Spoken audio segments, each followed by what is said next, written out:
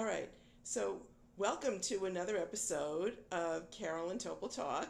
And today I'm very fortunate to be visiting with Jordivilasuso while he's across the country in his neck of the woods.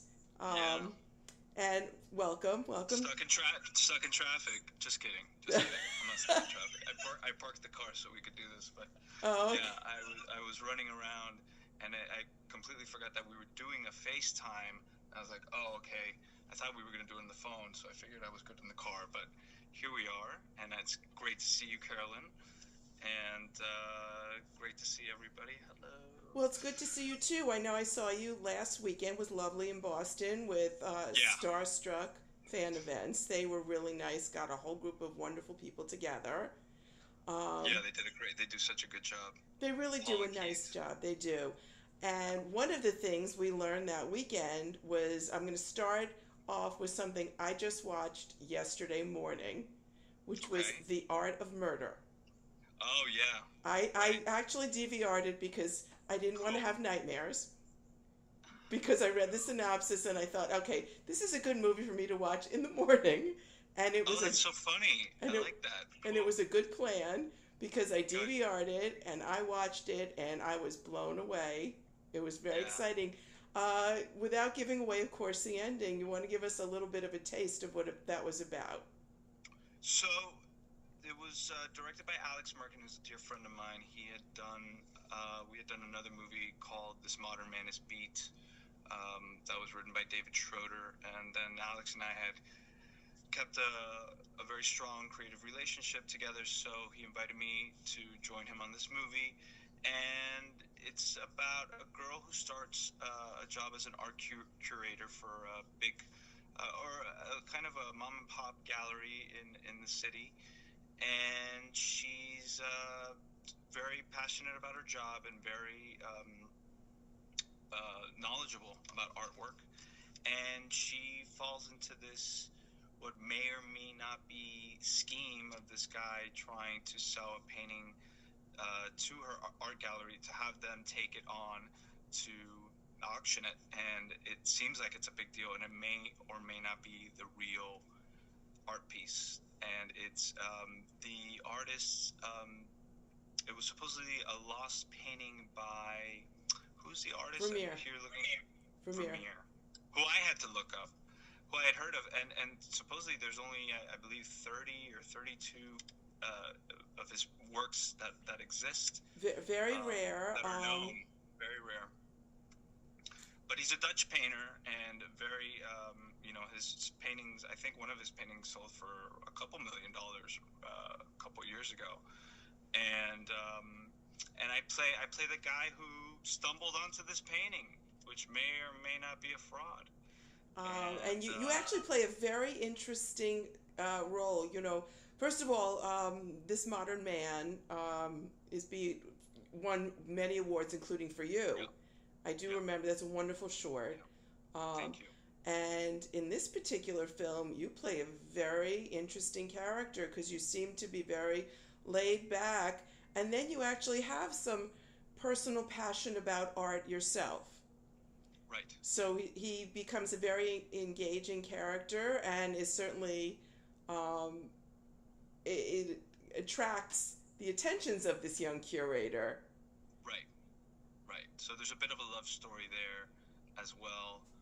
Um, and she's kind of caught up in this web of, do I trust him? Do I not? Where is he coming from? And I'm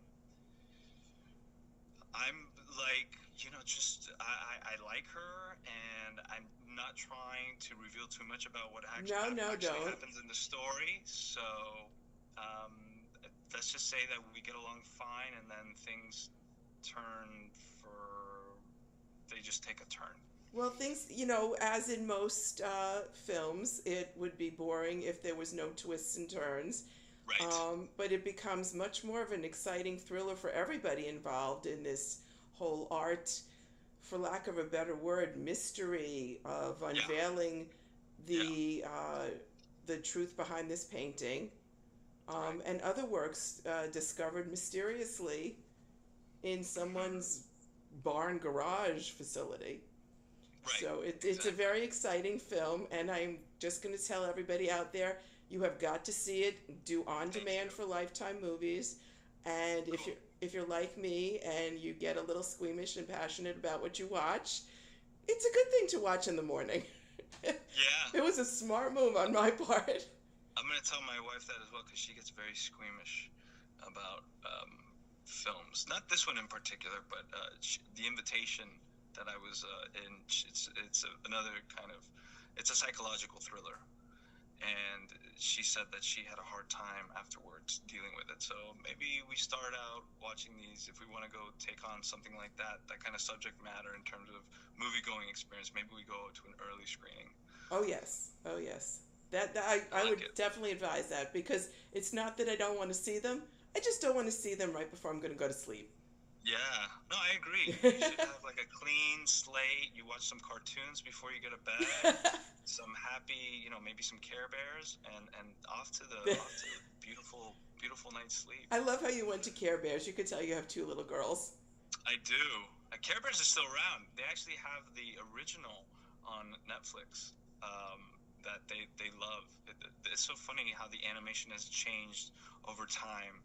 It was so like you could tell that these were like artists that created these cartoons and this animation, and now it's all computer generated. Oh It's a wow. completely different experience. Yeah, Oh, that's yeah. amazing. So But the story, Do kids watch do they Sesame watch what? Street anymore? My children don't, but I believe Sesame Street is on It's HBO on now. HBO, the original, the new ones I now. haven't. I have not. That's actually not a bad. Another great idea from Carolyn. I will introduce them to Sesame Street and have them have a gander at that. They like the Netflix curriculum. They're really into that. And to Netflix's credit, they have some great educational Yes, they shows. do.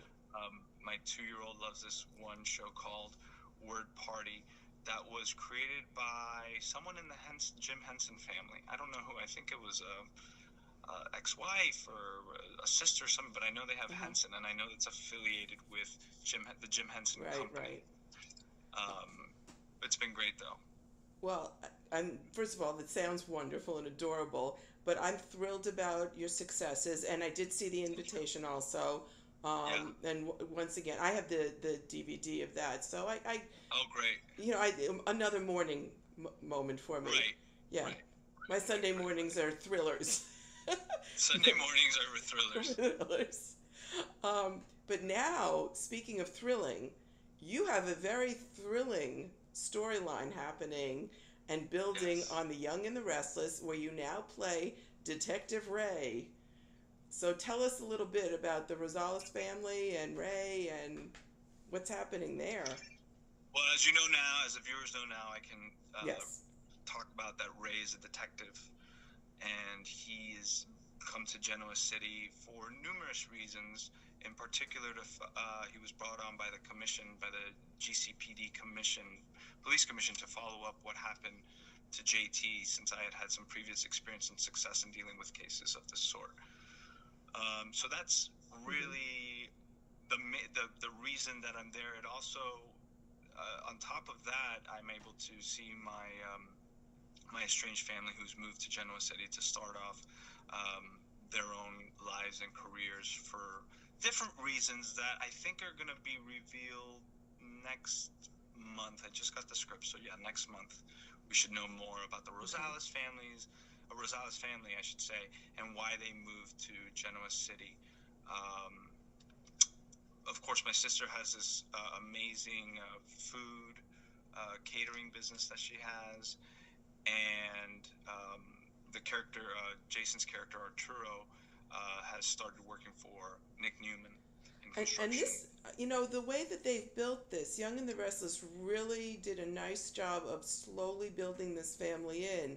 So, one of the things that's always bizarre is whenever you have a story or an ongoing series, if you try to stick something in like a square peg into a circular hole, it doesn't fit. Yeah, So what they yeah, did was they started very slow, a long time ago with the character of Arturo, as you're referring right, to, and right, slowly, built his character. He started out in very very tiny role, and then he got more, and now he works for one of the leads, Right. Nick Newman, and Right.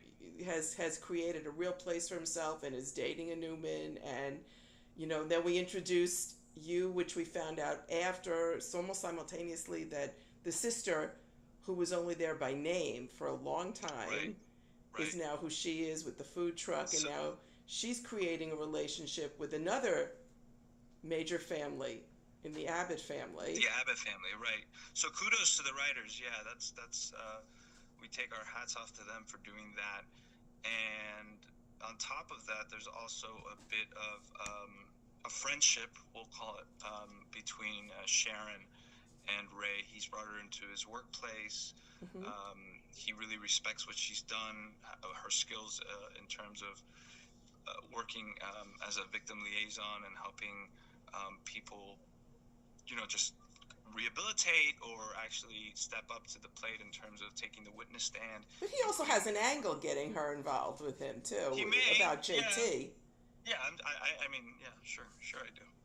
Yeah, for sure. And it's gonna be. Sharon and I are very excited about the storyline that they're telling, because there's gonna be a bit of a cat and mouse with that. Even though we do seem to really respect and like each other's company, we never really know, well, what angle is he coming from, or where is she coming from, who's playing who. So that's a really fun, interesting dynamic to play. We had some really big scenes Friday that everybody was really happy with. So it's exciting. I get these scripts, and right when I get them, I rip them open to see what's going on in the stories, and it's great. It's so much fun. Everybody on board is very excited about the storyline. I think what they're doing with the family Hmm. is so fun. We're going to also reveal what the beef is between Arturo and Ray, which I know a lot of viewers have been like, why is he acting like this towards his brother? Is he just like not a nice person? Is he overprotective? There's reasons for everything. And when that is revealed as well, I think it's going to be a big payoff to this animosity we've had towards each other. Well, there's some other secrets that we know we're waiting to hear, and they're not being held too long at this point, so everybody's fine waiting, but are interested in, because we've heard that Ray once mentioned he's married, uh, Right. but yet we don't even know anything about the wife. So, Right. other than the fact that they're somehow estranged. They are estranged. They're separated. There's and that'll be revealed hopefully soon too. Um, it's all complicated. Inner family dynamics are as oh sorry inner family dynamics, as I'm sure you know from experience, are complicated, Right. and feelings and emotions manifest themselves in different ways, and they're all going to be coming up to the tippy top very soon, very soon. Now, are we also going to start getting, without, I know you can't give things away, Right, I but can't. I would imagine we're going to We're so start. we're so lucky that my publicist isn't here, Kane. He's usually on the line with me, making sure I'm not like revealing to any story. But I've actually been having interviews recently about storyline, so I feel like I'm well seasoned in terms of answering these And questions. I'm So not fire out to away. trick you, so don't worry about that. Yeah, thank you, um, thank you. I mean, I know that a lot of people have been seeing the connection between Sharon, the character, also played by a Sharon, I by know, Sharon isn't that Case. great? I love that. How fun would that be? It's so easy to just fall into character when it's just like Sharon. It's like that's a Right. great thing. So I it's love it. obvious that there's a rapport being built, and yet, originally Sharon is very concerned and apprehensive because Right. I think she sees that Ray is good at what he does, and she has a secret to Yes. hide, that we all know her Yeah. secret. Right. And now we're working on seeing the connection and who sort of outwits who at that police department.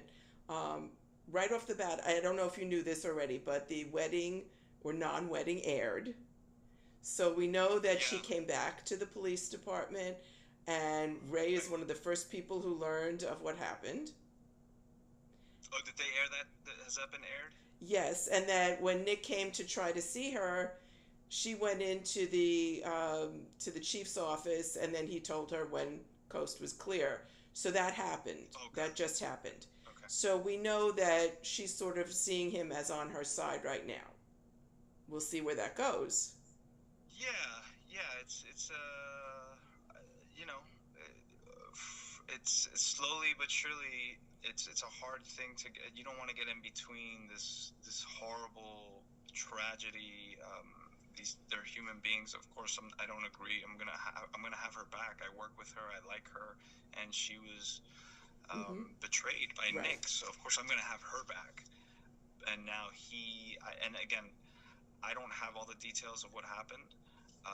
I think in my core, my character, there's innocent till proven guilty is a big part of who I am, and I believe in the judicial process. And Nick has to they have to go through their stuff, so that's going to be dealt with as well. But in the meantime, just making sure that she's okay may or may not bring us closer together and kind of muddy the waters um, in a lot of ways.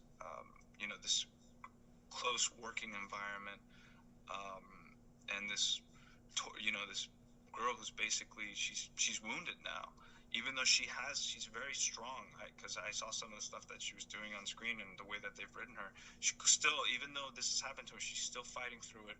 She's still strong, but this pain that she must be going through, I can't help but want to be there for her in the midst Well, of all that. so now that we see her character, first of all, they've really given her character an amazing arc because she started out, Yeah. to say the least, first of all, she was very young when she started on the show, and she Yeah. was much the heroine, and Nick was the hero. And Right. that was the character built that way. Right. And now Right. they've created a character who's a very, very, very self assured, strong, Mm-hmm. independent woman um, Yeah. that I think is resonating with fans. I know it resonates with me. I've watched this character Good. grow, and it works. It works. Great. It doesn't seem out of character because we've watched it slow. And it doesn't seem out of character for her to like to have um, a cat and mouse with now this new detective Right. with Ray. Right. And I think that I'm looking forward to this. I see this as almost another little thriller for you. You seem to be going to roles that incorporate a little bit of the twist and turn, and it's getting even into daytime, which is fun. Yeah, I'll take it. I love those stories. Those are the stories that I like to watch when I go to, like, not knowing and slowly peeling back the layers and learning who these people are and the trouble that they get into and why they get into it. I find that exciting. That's a compelling story for me. So I'm so, again, grateful for the story that they've given me, and really looking forward to doing it justice. Well, thank you so much for visiting with us today. Love it, Carolyn. Love seeing you, and that we were able to do this. Is so much fun. This was great. I really appreciate it. And thank you, Jordy, once again for visiting with Carol and Topol Talk.